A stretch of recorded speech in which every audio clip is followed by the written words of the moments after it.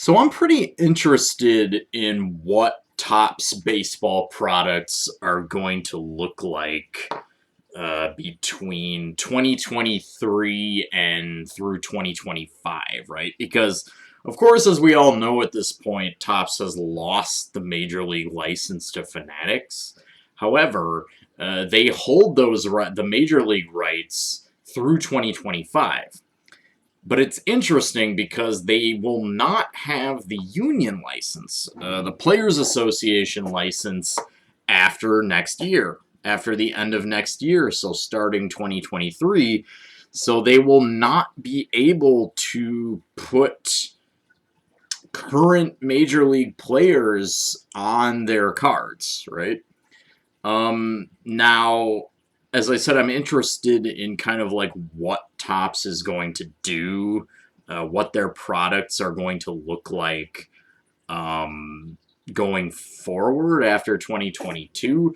Now, I think the approach Topps is going to take is they'll probably do a lot of products centered around retired or deceased greats, right? Like baseball greats, because as they do retain the league license, they can portray retired or deceased players in major league uniforms so long as they have the rights from those individual retired players or the estate, for example, of a retired player. So, for example, Topps recently, as you probably know, regained the right to portray Mickey Mantle on their baseball cards.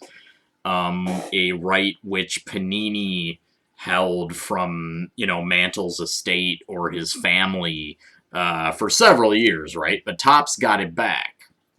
So I think that Topps is probably going to do a lot of products between 2023 and 2025 that involve retired or deceased greats. And here's my prediction. Topps is going to do a product that is entirely Mickey Mantle. So they're going to milk this Mickey Mantle cow. They have the rights from his family, and they have the Major League license, and they cannot put current players on their cards after 2022. So I think they're going to definitely do a Mickey Mantle centered product. And here's what I'm thinking. It's going to be like cut Mantle signatures, relics, things like that. And here's I don't know if they're actually going to do this, but they should do this.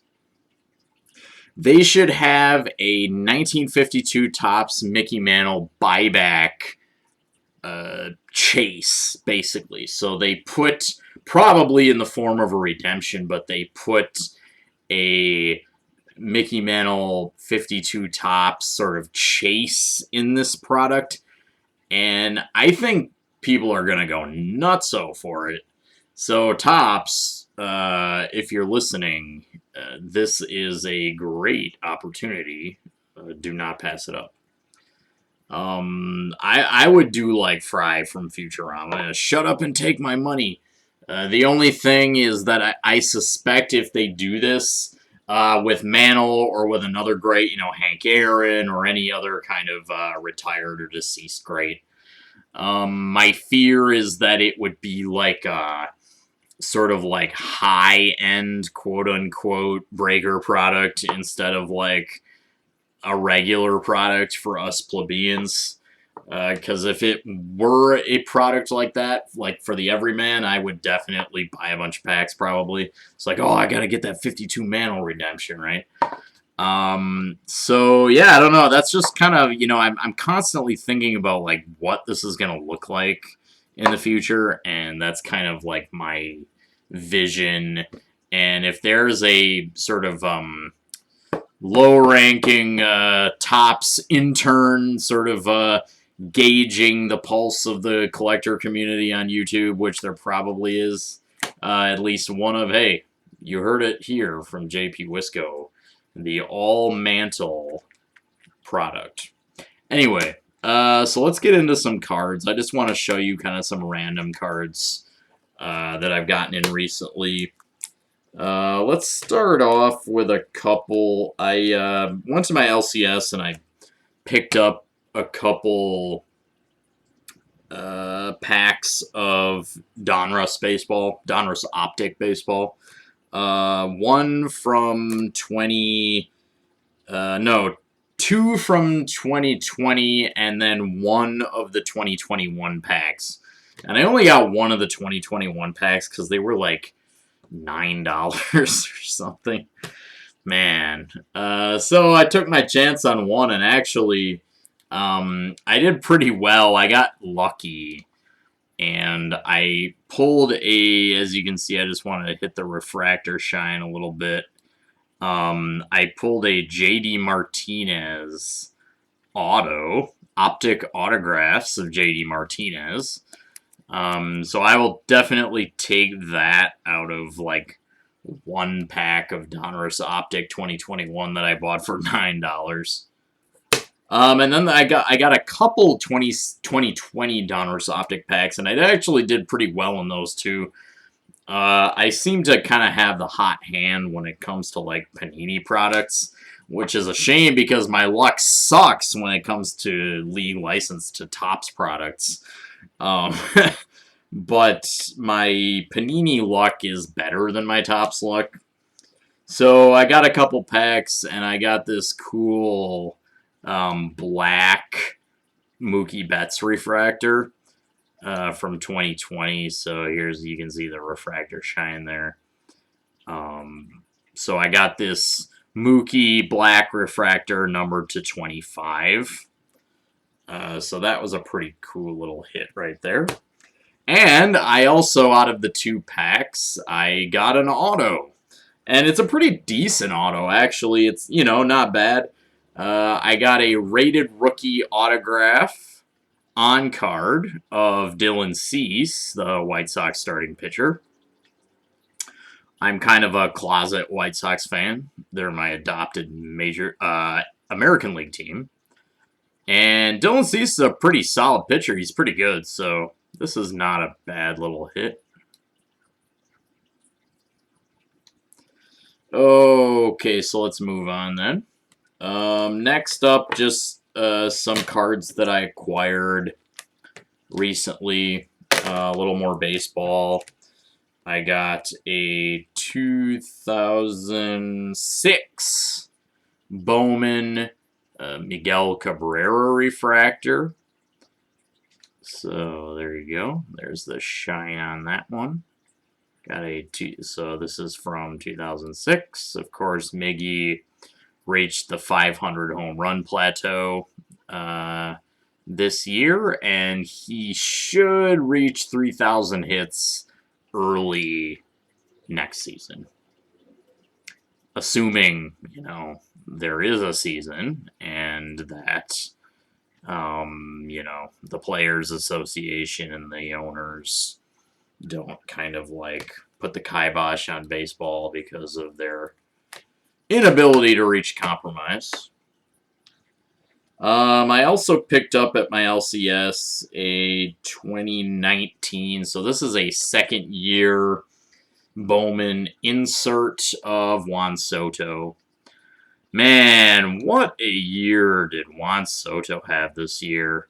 He started kind of slow, and then he, second half-ish, really turned it on. At the end of the year there, he was doing the best damn Barry Bonds impersonation he could possibly do.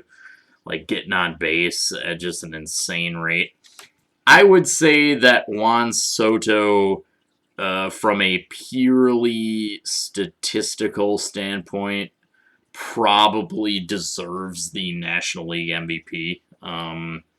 Just purely statistically.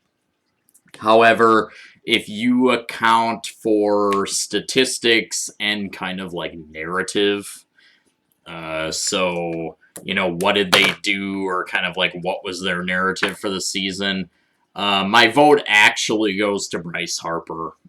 for NL MVP. But it's going to be interesting to see who actually wins it, because I honestly don't know. Who do you think is going to win MVP in the National League? I honestly don't know. I'm going with Harper. Great stats, and he also kind of has more of a narrative than Soto, given that he was able to sort of keep the Phillies in the picture, in the playoff picture down the stretch, pretty much single-handedly, right? So purely statistically, I would say Soto deserves the NL MVP, but my vote actually goes to Harper. And then I got a pretty cool, I love the old Topps Finest cards, especially, the old early 2000s and 90s Topps Finest cards were just really excellent. Design-wise, quality-wise. The brand itself has kind of taken a dive, unfortunately. But back in the day, they were great, and I picked up this 2006 Finest Johan Santana Black Refractor. And, man, this is just a really cool-looking card in person. And Johan Santana was definitely the best pitcher in the American League for, like, a stretch of years there for the Twins. Honestly, it's kind of interesting, and I've heard things written about this where his career kind of, like, numbers-wise and, like, length-wise and considering, like, peak actually compares pretty favorably to Sandy Koufax. Just in terms of, like, how dominant this dude was for, like, a short stretch. But I think the reason he's overlooked is probably lack of titles and lack of postseason success and things like that. The Minnesota Twins are not the Los Angeles Dodgers, and Sandy won titles and was a little bit better, but I was actually, I was skeptical at first, like, no way. If you look at Johan Santana's numbers, it's actually, he does actually kind of compare to Koufax. But, yeah, no titles with the Twins, right? And that makes a difference, so. Let's go on to some vintage. I'm real happy to get this 59 Hank Aaron into my collection here. I've got a little Hank PC going on. Nothing big, but... so the 59 Aaron, good to add to my 58 Aaron and some other Hank Aaron cards I have. This one has the creases on the surface.